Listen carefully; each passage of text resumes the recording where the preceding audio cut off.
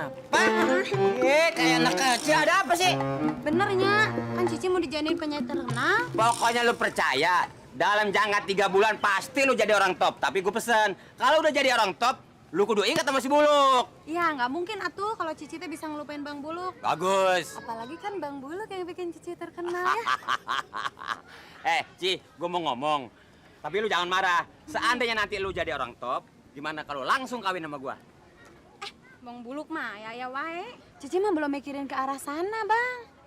Cici teh masih kena trauma sama laki-laki. Cici mah pengen cita-cita Cici dulu aja lah, biar berkembang. Bagus, tapi maksud gue begini, gue minta jawaban sekarang. Kalau nanti siapa tahu lu jodoh duluan atau gue duluan. Nah, kan jadi nyusahin, oke?